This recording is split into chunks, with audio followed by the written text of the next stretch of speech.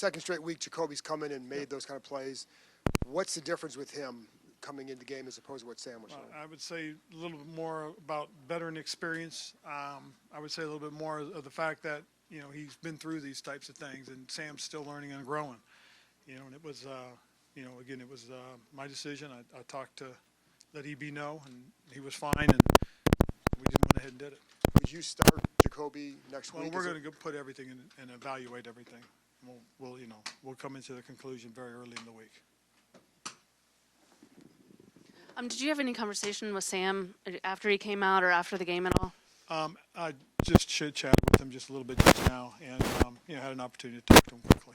And Tavita and Bienemy both kind of indicated last week that they felt like he was pressing a bit. Did you sense that again today? I did, and it was tough. We didn't help him early. We dropped a couple balls that we probably should have caught, and and then that's tough. Your confidence sometimes can get shaken, and that's what I started to feel in the second half, and I was really concerned, and that's why I made the decision I did.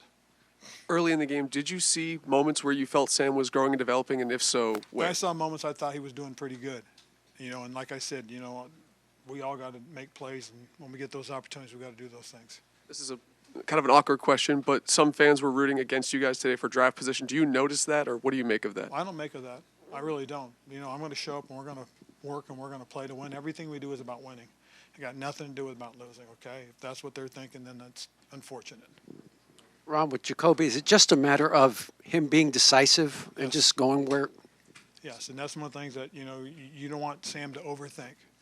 He's got a lot of pressure. He's been trying to do a lot of things to make things happen, and you can't fault him for that. Young quarterbacks can go in a million different directions. Yeah. When a guy gets benched twice, he's going to obviously start thinking about things. What do you do to kind of talk to him about that? We most certainly will talk about those things. We'll talk about just the opportunities he's had and how much he's learned, how much he's grown. He's got to look at this as this is just part of the things, the process to go through it. The start of the game probably couldn't have gone much worse. No, it couldn't have been any worse. It really couldn't have been. You're absolutely right. It was about as bad as it could have been. To go from that to how the game finished, I don't mean the kick, of course, but the way you guys were able to rally. Yep. I guess what does that just say about the grit? It really does. I love the question. I really do. It's about the grit, the heart that those guys have in that room. They're going to fight for each other. They're going to play for each other. I told you guys last week it's about being a professional, and that's what these young men showed, that they are professionals. They're not going to quit. They're not going to roll over, and they're not going to die. I couldn't be more proud of a group of young men than the guys that came out, especially in the second half, and fought and played and gave it everything they have. They have pride, they have grit. That's probably the best thing you could say about those young men. And you had a bunch of injuries in game. Yeah. Any sense of those guys and how they're doing? Not yet. We do know Andrew had a hyperextended elbow. They'll have to examine it, but he was available just in case of emergency. They taped it up, put a sleeve on it to try and secure it. So if we got into a pinch, he would have gone back out for us. I really appreciate that attitude. Chris rolled his ankle. It's probably going to be sore the next couple of days, but we'll be able to evaluate him a little bit more tomorrow. Benjamin had a slight concussion, and I don't want to downplay it because he'll be in the protocol, and he'll have to be examined all week, and we'll see how he does. To that point, it was good to see Emmanuel get out there and play. I thought he had some really good moments. There was one that got a little hairy.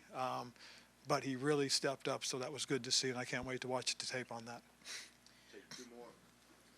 Coach, with along the lines of Chris Rodriguez, he had his first NFL touchdowns today. Anything you can kind of say about his growth and what you've just seen since rookie camp to today? That's a good word for it, was growth, because he's worked hard. He's done a lot of tough things. He's grown up a little bit, and one of the things that we always talk about is when you see a rookie play on special teams the way Chris has played all year, you just feel that when he gets his chance, he's gonna step up. Well, he got his chance today, and he really did step up in a big way. Last week he had a couple of really good runs, and he put a good game together today. And I know, we get a chance to watch the film, we could evaluate a little bit more, but it's one of those things that you feel good about the young man. JP, last one. There's been a fair amount of losses one-sided. How much harder is it when it goes that way and it's at the last second? Oh, it's hard as hell. It really is. Trust me, those guys in that room right now are really disappointed just because they fought, scratched, clawed, did everything they did to get to that position, and to have that happen, it was a hell of a kick. You got to give Zerline tremendous credit. I mean, that ball would have been good if it was on the 50. I mean, he smoked it. So kudos to him. But, you know, for our guys, they wanted it. They really did. They felt it. And unfortunately, it didn't go our way, but they played hard. Jacoby, so how did it feel going out there? Felt good. I mean, you know, you always just got to be ready when your number's called, obviously. And so, yeah. Any other kind of like observations that you had that helped you to kind of get into the game and say, kind of move quickly, right? It was, what, in the third quarter or so? So did you say, all right, we want to try to make a move, maybe perhaps win the game? Was there anything that you specifically saw to I don't think nobody's in here going out there to lose, you know. Right. So the mindset obviously was to go find a way to put points on the board, put together a couple drives, and for us to go down and score a couple times and win. And that was literally it. So, Kobe, one of the things EB was talking about this week with Sam is that he just needs him to be more decisive. I just wondered, from your standpoint as an experienced quarterback, how does experience allow you to just go, this is what I see, this is what I'm gonna throw to? I mean, honestly, like, it'll be easy for me to come up here and say, like, man, I just, it's because I'm a veteran that things like that happen. It's just like how things just work out sometimes, you know. And I literally the same thing I did last week, the same thing I did this week. I'm talking to Sam, man. It's just like some of these things are you don't know, or you learn it as you go, and you got to go through it. You got to get through it. You got to go through it, you know. And for me, it's just going out there and just playing football and how I know how to do best, you know, and trying to put our team in the best position possible, put myself in the best position possible, and letting the results take care of themselves. And as somebody that was, you know, at one point you were inexperienced like Sam. Oh, yeah. So how do you counsel him now as he's going through this? I mean, I told him, man, this is going to be the hardest part of your career right now, you know, and it's going to feel like, man, that you're in this by yourself, you know, and it's snowballing. It's one thing after another. It's one thing after another. But I know from being in this league, man, it's the good ones find a way to get to the other side, you know, no matter how long it takes, you know, how hard it is, you know, you surround yourself with good people. You know, I hope he leans on me as one of those good people that'll help him get through this, because I know I will. And you just go through it like that, you know, and it's no, I mean, what all the coaches say, it's no magic pill. It's no magic thing for somebody to go over there and say, Sam, do this, and everything works. You know, it's man, you gotta go through it, you know, and you just gotta make sure that you got the right people in your ear. You know, you keep your confidence. You stay true to who you are, because that's what's gotten you to this far. And you know, I'm excited for him, man. I told him that, like, literally, I got run off the field. Like, I'm excited for this part of your career, because not a lot of people get this experience, man. And the ones that come on the other side, man, they have a better story than a lot of people. And I'm sure he'll appreciate, you know, this part of his journey at the end of his career. How do you respond to that message? The message I just said. Yeah, when you That's were what I'm telling telling Sam. Right. No, I'm saying, how did Sam respond to that? Oh, you know, he understood it, you know, and like I told somebody else, I mean, that's like my little brother, man. It's like I told him before I started. I said, I'm probably the last person you want to hear from right now, but you know, he's obviously, you know, processing a lot of stuff right now, you know, and as he should be, you know, that's part of the journey is processing and questioning and you know, and looking inside to find answers and looking other places to find answers. So he understood it, you know, and he was receptive of it. You know, I'm probably one of his biggest fans on his team, you know, probably, well, made right now seem like probably biggest fans in this world, you know, and so at the end of the day, you know, he understands what he has to do, and like I said, I'm excited for him, man, because I know he's not going to do it by himself.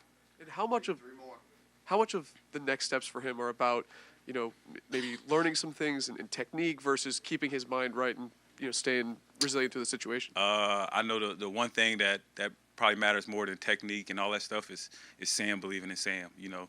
Getting out of bed, man, putting on your shoes and going into that building. You know, Bill Parcells, who's my biggest mentor, who's pretty much like my granddad. You know, he said, you know, when you step in that huddle on Wednesday, they got to believe that you're the guy, and I believe that that's what he's gonna do. I'm gonna make sure he does.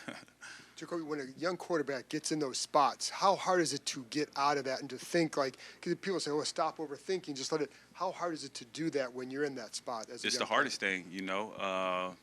And you don't know that you got it figured out until you get it figured out, and you don't know until it's, like I said, to get through it, you got to go through it, you know, and you won't know until you're on the other side. And then, like, a lot of those things that you were doing, you know, they just go away, you know, and it's nothing secret, it's nothing magic. It's just one day, if you stick with it long enough, you know, that's what I tell myself. That's what I've told myself plenty of times, you know, is one day it'll click. And then whenever it does, you know, you lean tight to that, but you also have the experience to be able to look back and be like, man, like, I went through something like this. Could you tell that he was pressing? Pressing, I mean, no. I mean, listen, this position is the hardest position in all the sports, man. It's hard to say somebody's out there pressing or trying to go win a game, you know, and trying to make plays. And that's what every time I watch him play, I'm seeing a kid fight for everything, you know. And like I said, it's easy for somebody to come up here and say, like, oh, he could have did this or he could have did that, or Jacoby went in the game and did this and did that. But, you know what I mean? Like, what he's had to endure this year and what he's gone through and like these moments right now and he's still standing tall, you know what I mean? Like, man, I'm excited for this part of his career, man. I think he's gonna come out on top, and a lot of these questions are gonna be answered by y'all rather than him. All right, thanks, Jacoby. Hey, Sam, how are you feeling? Say it again. How are you feeling? Yeah, disappointing game. Obviously, you know, we'd like to play a little better, but is what it is. Just got to try to keep getting better. Just try to keep getting better each and every week. What was going on today, and what are some of those things that you're thinking of? Yeah, we just struggled to get anything going. You know, just it was hard early on. You know, I didn't play my best ball today, and I got to be better. You know, I think it starts with me, and I got to be better. Got to make better decisions. Got to make better plays. Sam, one thing EB was talking about this week was he wants decisiveness, good, bad, or indifferent. Did you think you were decisive today? Yeah, I thought I was. You know, I thought I was making some decisive decisions. We just, you know, weren't getting the outcomes we wanted, and you know, it was kind of hard to get something going there early on. And every quarterback in the world goes through what you're going through right now at one point or another, but it's the first time for you here. And I just wonder how you start to process all of this. Yeah, I just got to keep controlling what I can control. You know, I'm gonna keep taking it one day at a time, and I know it's still early on in my career. You know, I'm still a young player, and I just got to keep doing what I can to just, you know, keep trying to get better, and not let this moment define who I am as a player, who I am as a person, and I won't let it define me. Sam, early in the game, there were some mistakes that weren't really your fault, but land on your stat sheet and put the team back. When that kind of stuff happens early, do you feel like you maybe are trying to catch up more faster afterwards? Not really. I mean, I just try to, you know, stay true to who I am and play how I know how to play the game. And, you know, no matter what goes on throughout the game, no matter what the score is, I try to play the same ball and just try to be who I am as a player, and just try to keep stacking good plays on top of each other. Ron talked about in the second half he wanted to make sure you remained confident in your ability. Did you guys talk about that at all after the game? Not really. No, sir.